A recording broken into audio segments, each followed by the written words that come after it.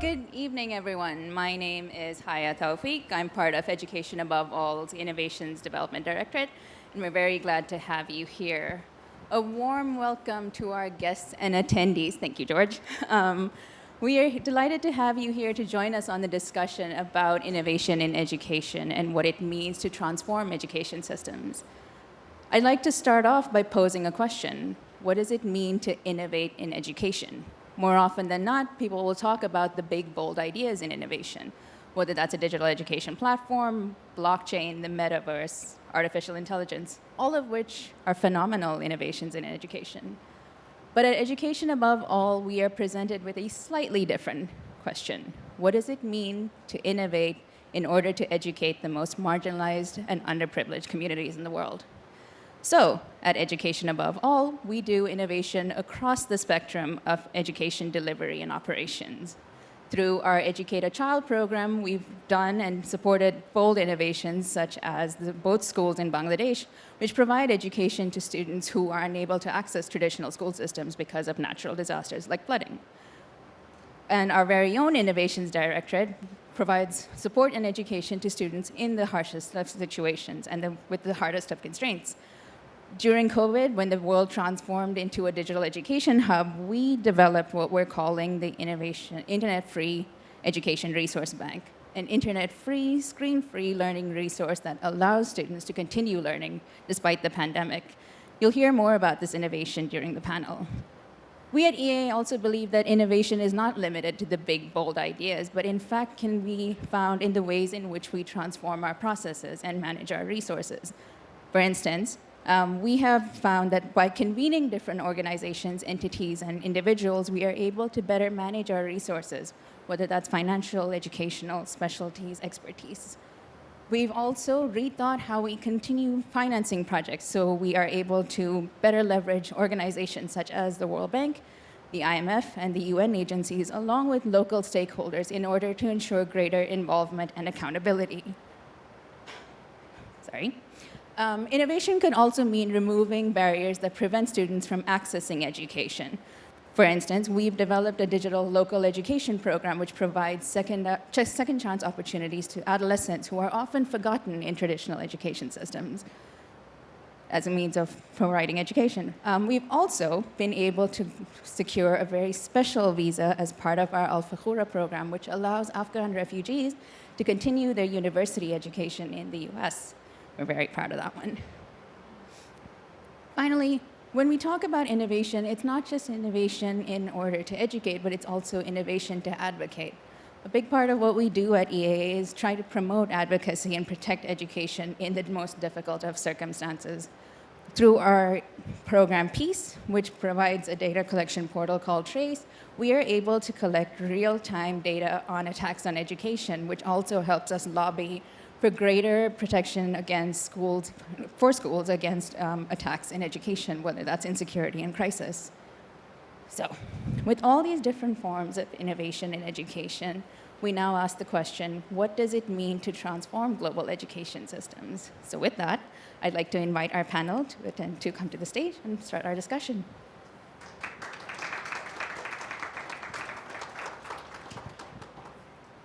Thank you so much, Haya, and thank you, Education Above All, for the opportunity here today. We're very glad to be here. I'm Aurelio Amaral from the WISE team. I'll be moderating the discussion today. For those who don't know WISE, WISE is an initiative of Qatar Foundation that has innovation in its name and its DNA as well. So we do programs, research, and advocacy efforts that spot and promote innovative practices in education. And I'm joined today by my colleague Neve from WISE as well, by Janvi from Education Above All, and by Shahad from Qatar University Al-Badex program. So before we start the discussion, I would like to invite Neve to share a bit about one of our flagship initiatives, the WISE Awards, that has been for the past 13 years, recognizing every year 6 innovative projects around the world in different areas, in different business model, in different structures on education. So thank you. Thanks, Aurelio. Is the sound okay here? Great. So as Aurelio mentioned, the WISE Awards is a year-long cycle of programs in which we recognise global innovative solutions to educational challenges. So we recognise and celebrate 6 projects each year which really showcase innovation in their delivery of these projects, with 2 of our previous winners based in Qatar joining us today, who really are able to showcase the 4 main criteria that we look at when it actually comes to assessing and evaluating these kinds of projects. So just to give you some background on what it is that we look at when we are assessing these kinds of projects, the first criteria that we look at is innovation. So this comes down to how these kinds of projects deliver in a particular way that is new to what it is that they are facing in terms of these educational challenges. This can be to do with the methodology that a project showcases, how they actually deliver and implement what it is that they're doing, and who it is that they're reaching. So the innovation is really the key component of what it is that the WISE Awards highlights and celebrates. Innovation can also be in how it is that they address things to do with teaching, their students, families, community at large. So it really is a kind of all-encompassing approach to what it is that innovation in education means. The second criteria is impact. So this is where we look at how projects actually capture what it is that they're doing and how they have done that. So this can really be to do with learning outcomes, how they have shown that the beneficiaries that they reach have really, been influenced in a positive way by these projects and by these education solutions. So the thing that's unique also about what the WISE Awards see in terms of projects, because they are global in their nature, that a lot of the projects can be they can vary in terms of the people that they reach. So it could be a project that's very well situated in their local community, but we also have projects that are implemented right across the world. And, we really hope that we celebrate all kinds of projects in these different types of contexts. The third criteria is sustainability. So here is where we look at how these types of projects can show that they are sustainable in their nature and that they are actually built to last, that these projects are able to show how they have reached the people that they reach, but that also in their practices they're able to sustain and last through changes in education. Sustainability is also to do with the organizational structure of these projects, how they're supported by funding, and other external partners. So sustainability is really a key piece when it comes to knowing and showing that these projects can continue to progress as things change through life.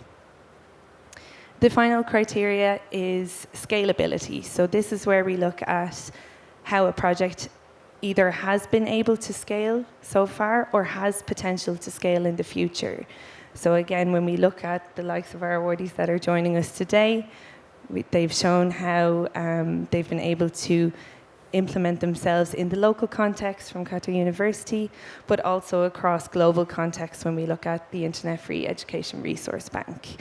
So scalability is really where we see how these projects can show that they can continue to reach those most in need and address SDG 4 and continue to benefit children in particular, teachers, our learning community at large. So these are the 4 criteria that we really highlight when it comes to recognising these kinds of projects with the WISE Awards and through the initiative as a whole.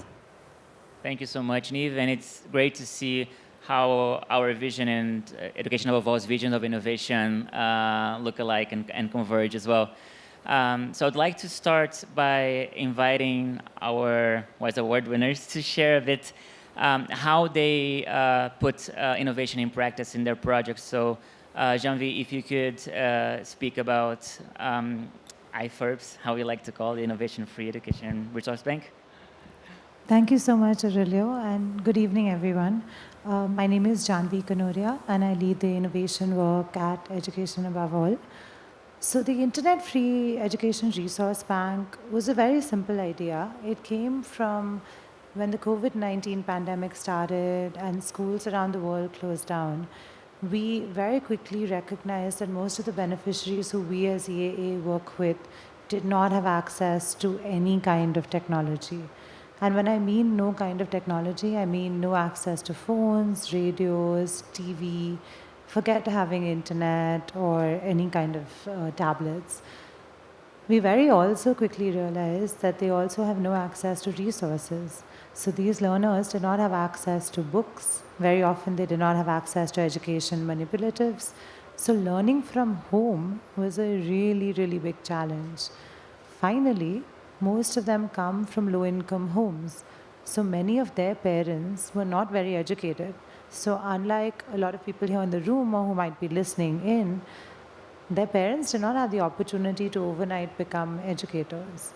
So the big question was, how do we ensure that these learners continue learning? Because if they don't, they were going to fall out of the system altogether. And all the hard work that we as an education community have put in towards SDG 4 would be wiped out.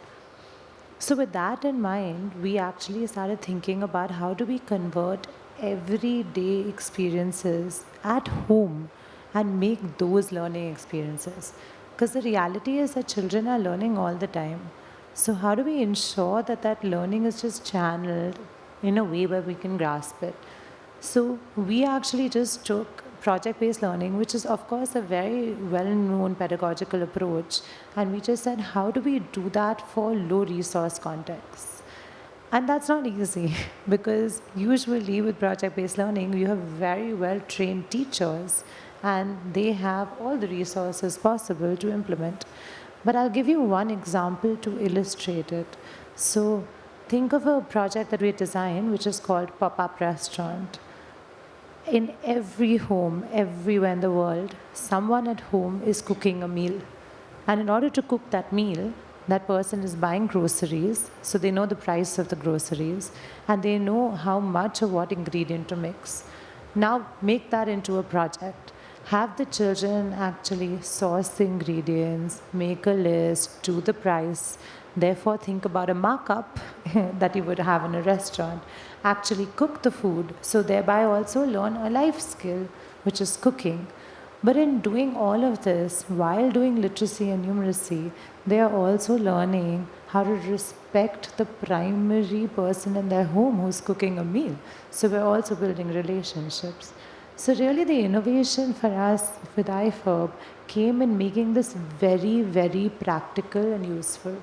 We wanted to make sure that any home, anywhere in the world, no matter what lack of resources, could find a way for their children to continue studying. No excuses, does not matter if the parent was not educated, does not matter if they did not have a single book or even a pencil in the house, but the child in that home should be able to continue learning. And that's what we've been able to do now for over 833,000 children across the globe. And so we're very proud of the fact that we've been able to come up with this solution. Thank you. Thank you so much, Janvi. And I'll pass the mic to Shahad. Thank you very much. So my name is Shahad Al Khair. I'm from Al Bayrak program, known before. Now we are Qatar University Young Scientist Center. On behalf of my team, to add also the main purpose of our center or our program to equip the youth with the skills, innovative skills, research experience by creating an environment that involve all these aspects inside it. So the students were able to do hands-on experiments, hands-on experience, gain these skills from the work that they're doing. And then the main purpose is actually to prepare or equip the students with the skills to become the future pioneer in order for them to achieve the Qatar National Vision 2030. That actually happened through the different programs that the center do offer. We offer these programs for different, actually also school levels, starting from the primary, preparatory, and the secondary. And recently we also joined the undergraduate and graduate students, university students, in order for us to ensure the sustainability, in order also to ensure that the students from different ages interact with each other and gain the skills toward the collaboration with different age groups. Thank you so much. And I would like to ask you, both of you actually, when we speak about innovation, we think about changes and asking other people to change their practices, to change their processes, and that's not always easy, right? So if you could share what stakeholders you had to mobilize to deliver your projects and how that process was, because it's also very helpful for the audience to understand the benefits of taking these extra steps to take a project forward. So as you mentioned, actually involving the stakeholders in this process is really important because they have to see what are the students are making. As we say, we're trying to close the gap between what the skills that the students need to acquire and what the job market or the university are needed. So what we do is actually we build initiatives, build collaborations. We have one great example that where we collaborated with the Qatar Olympic Committee, where the players from different sports came and engaged with the students, and the students were able to come up with innovative ideas to solve the problems that these players face inside their different games. So I feel like it's really important to involve the key holders in this process in order for the students also to know the importance of gaining these skills or competencies. And speaking of one of the things that we did, it was really important for us to ensure that there was ownership of everything that we were doing on the ground. Because if there isn't, then, as you said, we're sort of imposing an idea from the outside. And so actually one of the things that Education Above All has been really advocating is making learning relevant for the context in which we work. So what we did is we allowed almost all our partners and we trained them on how to take the projects from our bank and make it relevant for their children. Whether that meant something as simple as changing examples or words, or sometimes it meant changing concepts. So for example, in particular parts of the world, flooding is very relevant. Let's do something which is involving flooding, and so on. So it was really important for us to work with empowering the teachers. But the other thing which is really interesting is, as you said, most people are very resistant to change. In the beginning, we have a lot of parents coming to us saying, our kids are not learning, they're playing. How can they be learning? They're jumping around, there's nothing happening. So one of the things that we had to do was actually demonstrate to the parents that learning can happen through play. And that was really tough because learning, as you know, is a lagging indicator. So it takes some time to demonstrate the learning. But what they are seeing is the kids are just having fun. So bringing them in as a stakeholder and actually getting them. So one of the things we did is actually made them do the assessments for the kids. So the middle, they started seeing that, oh, my child has learned so much math, but what was he doing? Well, actually what he was jumping on outside was a number line. So he was learning math while jumping on that number line. So we had to bring in those stakeholders in order to show and demonstrate the learning. And it's important to, I think, move the needle slowly so that they are part of that journey and beginning to see that progress. Absolutely. And you just mentioned an example of the impact that the stakeholders see after the project's already in place. But then perhaps a trickier question is, what are the risks of not innovating at all? Like before starting the project, you see all the all the work that is needed, all the conversations that need to take place. How do you measure and assess the risks of not doing anything new at all? So if I may add to that, like risks also actually exist in each and every stage. How much that we go, how much we achieve, there are always face challenges in different stages. So based on that, we started like the main challenge that we faced at the beginning, that we had a vision, we had a strategy, we had an outcomes that we're looking to achieve, but maybe not all the people are believing what we have done or what we are going to achieve. So it's really hard at the beginning for us to convince these people that, or the community, that the programs or the different things that we're doing is making an impact, or will make an impact for the youth. So it was hard at the beginning, but through the different programs, we found like some people who are willing to actually join us. And then we have a great impact with the students who joined us. They gain a lot of skills. They have also participated in the competitions, nationally and internationally, and they were able to actually achieve different prizes, and that helped somehow to mitigate these risks, because now the people are aware of what we're doing, they are aware of our impacts in the community. Yeah. For us, actually, I don't think there was any risk. Most of the children we're working with, they're not learning anything. What's the risk? We're actually doing something for them. So we as EAA believe in a do no harm principle in our innovations team. So we're very clear that for any innovation that we take on, if we think in any way that this could harm the child, we will not take it on. However, after that threshold is met, then our role is to design very, very specifically, as I mentioned, for their context. We're solving their problems. So there's no issue around buy-in. There's never an issue around learning.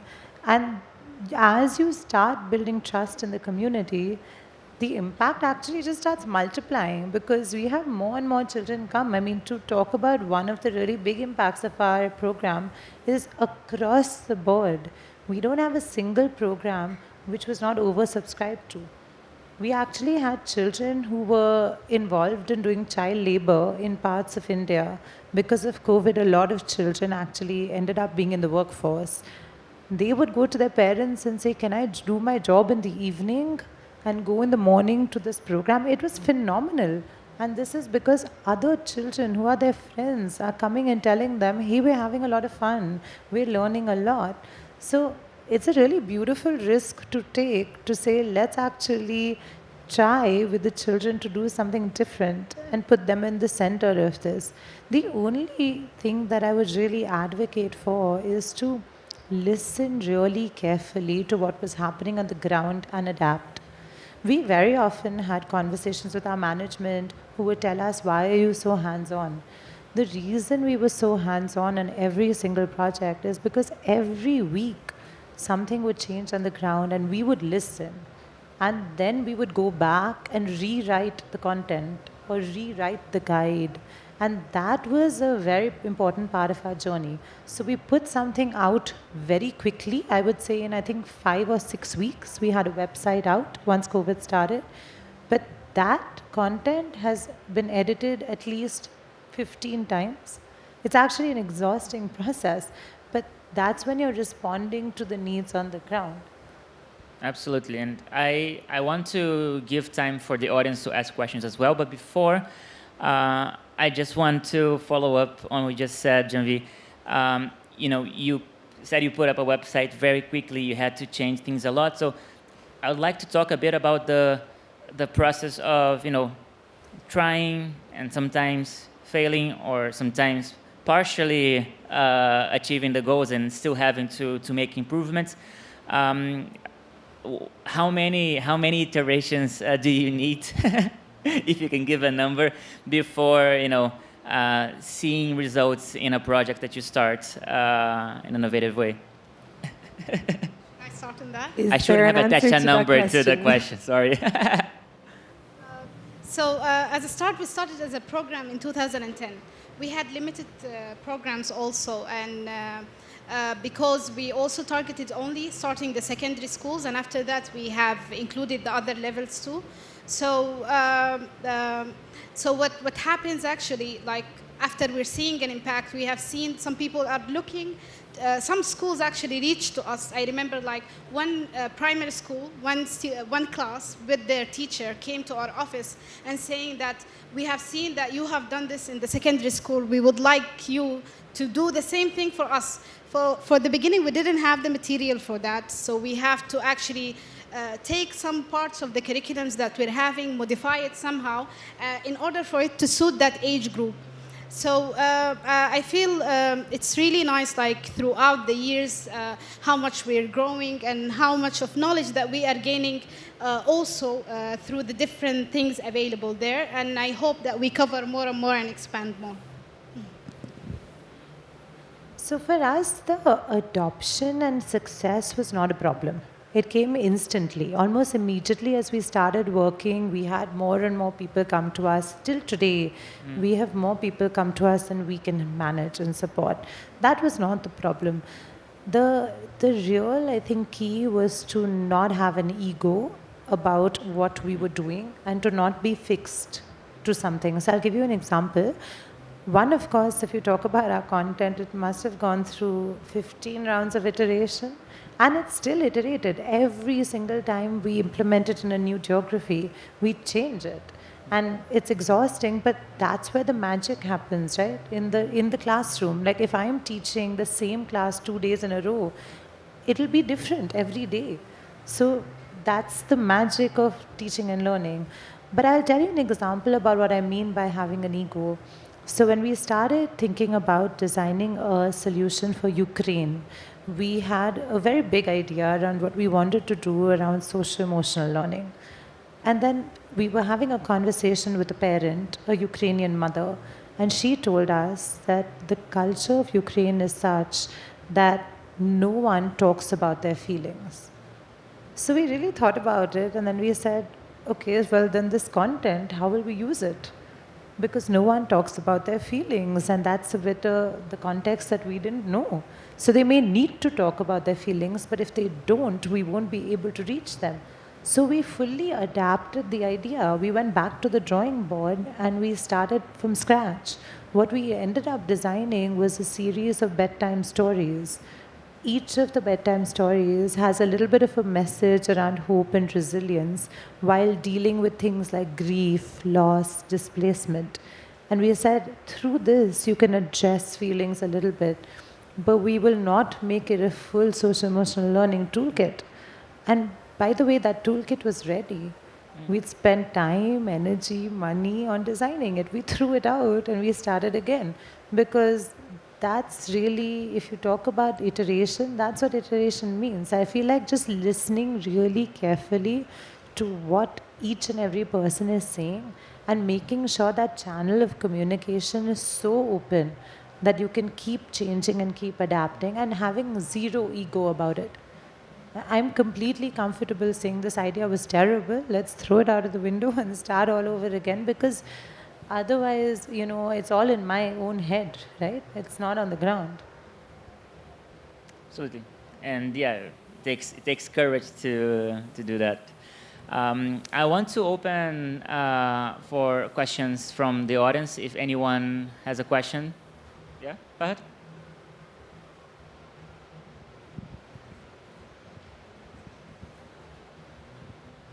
Thank you very much. It's very interesting topic, you know, to talk about innovations, and appreciate Wise and my colleagues here today to have these conversations. I would like to talk about the challenges, since we've been talking, and as Jabi was laughing now. But one of the challenges that we need to think about it is the opposite way how we should think about it, you know, for the futures and maybe for our department too, and Wise. For example, I will give very small 2 examples. One of the things that, let's take Afghanistan now, when they suspend education for secondary education for girls. Okay, what we can do for them. This is a big challenge, you know, so, and this is something that I think we need to address, and I just asked her today, to send me something that we could work on it, and how could we help them, in working on such a big challenge for them, because there's a huge debate going on inside, and maybe they need some policy advice how they can tackle these things. Sometimes it's not always to be an implementation, only have projects and bring the children back to schools. They have everything for having girls going back. But I think the challenge is the policy ways of how we can advise them on this. The second challenge, I think that some of the ministers that we keep meeting, and I think one of the things is, so for example, the South Sudan Minister of Education saying that we need 800 schools. So to keep, and at least for a minimum on primary educations. So they will never achieve this challenge that they have. No one will come and to say, okay, South Sudan, this is a big investment that we're going to do it this year for you to build this 800 schools. So some of the challenges we need to tackle, and said, okay, let's be very innovative way. Okay, we don't need all these people to come. So maybe we'll build a minimum centers or school or something, and we start to tackle this issues.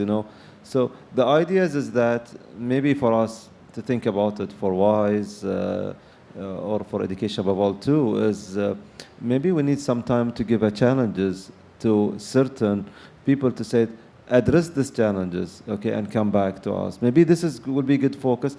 I think the good things that we always focus globally, CS, how could we solve the things in globally?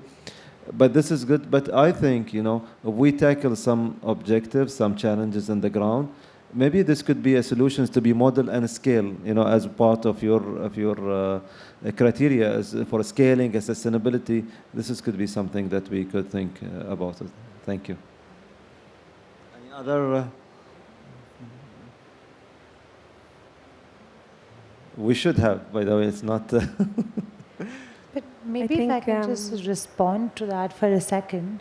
One of the things that we've been talking about a lot also, and I think COVID has helped us in that, is helping us leapfrog, right? So we've always followed a kind of traditional trajectory. So for example, as Fahad was mentioning in South Sudan, let's build schools. Once we build schools, now let's think about digital infrastructure. Once we build digital infrastructure, it's almost like a path that everyone follows. One of the most exciting things about working in the sector that we work in is sometimes you can just leapfrog it to say, do we really need those schools? Is that infrastructure really the most important? And I know we ask ourselves this question often, and I face it often, where people say, oh, but if you don't build that school, is that fair? Life's not fair.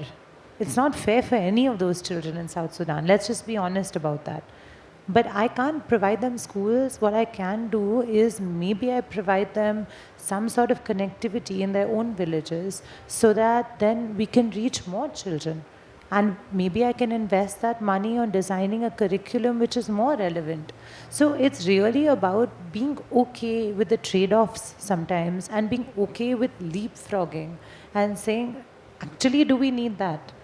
As Fahad was saying, for example, about the school buildings, most school buildings are utilized for 7 hours a day, and then they're vacant for the rest. Why? Why do we need that? Why can't we have a multi-purpose building which is then serving lots of different stakeholders in the community and thereby proving its value? I mean, let's think about this differently. So I feel like that leapfrog has been provided to us by COVID, and I think it's up to us to have the confidence to respond to the naysayers and say, yes, it's not fair. Yes, it's not the same, but it's okay. The kids are still learning, and that's what's important. Absolutely. Yeah, I think if I may add also, Janvi, and speaking about the kind of different levels of challenges that we have to, in terms of top-down interventions and also working from the bottom up, I think key thing that we also need to be remembering in terms of these innovative solutions is that we need to be able to empower the people that are around us, and how we can do that in terms of, when we're looking at both inside of schools and also outside of the classroom, because we do have so many children that do not get the opportunity to go to school. But really, I think, when we're looking at these kinds of models in addressing these types of educational challenges, we need to be able to understand the people that it is that we're dealing with, the students that we look at, the kids that are at home, the teachers that, will have a variety of limitations in terms of resources, in terms of what's available to them, but also what it is that we can do on the ground to support, small and large initiatives, and to be able to not feel like that we always need to rely on, yes, of course, it is important that we do have policies in place to be able to support access to education, but that really it's us all on the ground that have the power to be able to bring about small change and to extend that into our communities and beyond. Thank you so much, Neve. I'll give the audience one more chance to ask questions. Otherwise, I'll ask a final question myself.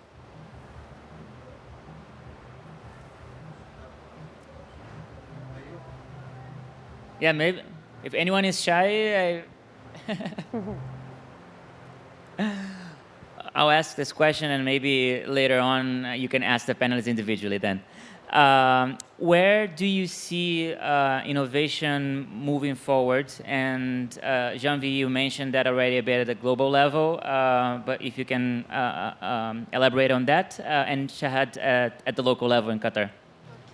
At a local level, I think that we're doing great right now, because right now the economy is moving toward innovation-based economy. So we're really recognizing the importance of including innovation in every aspect in our life, especially education, as it will provide us with opportunities. It will provide us with the youth with competencies able to tackle the different problems that they will face in the future, and build also or equip the youth with the skills and competencies to become the pioneers in the future. That's in the local level. So I think you can mention the international level from your part. So I think on the international level, unfortunately, our problems are just getting more complicated. And as our problems get more complicated, we will just need to innovate more. My sense is that two streams which run parallelly. One is that of local innovation. So a lot of people just solving their own problems, and us enabling them to solve their own problems and come up with things that work in their geographies, and then scaling those. And then there are those at the policy and infrastructure level, which we need to, as a global community, try and solve for. So for example, mobility of education and transferability of education, something like a learning passport. How do we do things like that, which is a bit more at the international level? If we're able to encourage, promote, and really scale local innovations, we as a community can focus more on the infrastructure and the enabling environment, and that's why I'm hoping we're being able to move towards. Amazing. Well, without further ado, I would like to thank again all three of you for being part of this panel.